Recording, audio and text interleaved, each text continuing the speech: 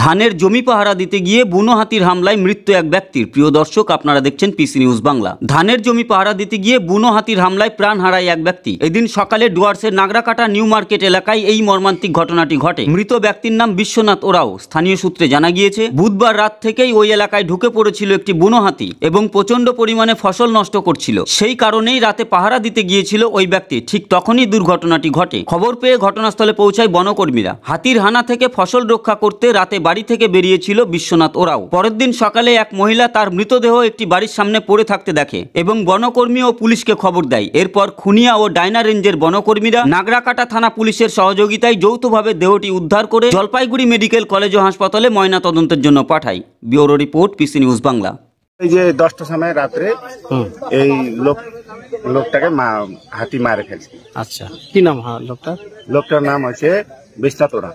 ও কিভাবে হইলো হাতির সামনে? কোথা থেকে কোথায় যাচ্ছিল? ও আসতেছিল তো ওদিক থেকে, মানে হাতিতে ডিউটি যাওয়ার সময় যাবো বলে আসছিল। তখন ওই যে মানে ধান পাহারা দিতে। কোন সাইডে ধান পাহারাটা দেয়? এইদিকে আছে। আচ্ছা, এইদিকে যাচ্ছে। এই জায়গাটার নামটা কি? এটার নাম খয়েরবাড়ি। সকালে খবর পেয়ে আসলাম যে হাতিতে একটা লোককে মেরে দিয়েছে, তো সেটা দেখতেই আসলাম আমরা হাজিবাড়াতে।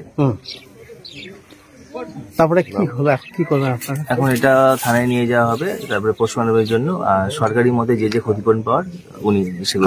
আপনারা বলে হাতির আক্রমণে বেঁচে গেছেন, এই হাতিটাকে গরুং খাসে তাড়াতে গিয়ে। হ্যাঁ, স্টাফ বেঁচে গেছে, একটা আগের দিনও বেঁচে গেছে স্টাফ, একটা মাখনা হাতি।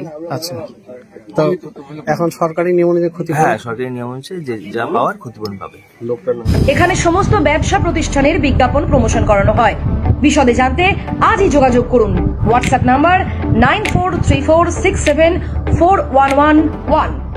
পিসি নিউজ বাংলা এই খবরটি ভালো লাগলে অবশ্যই লাইক এবং শেয়ার করবেন। এছাড়াও পিসি নিউজ বাংলার যে কোনো খবর সবার আগে পাওয়ার জন্য লাইক করুন আমাদের পেজে এবং ফলোইং অপশনে গিয়ে সুই ফার্স্ট অপশনটি ক্লিক করুন।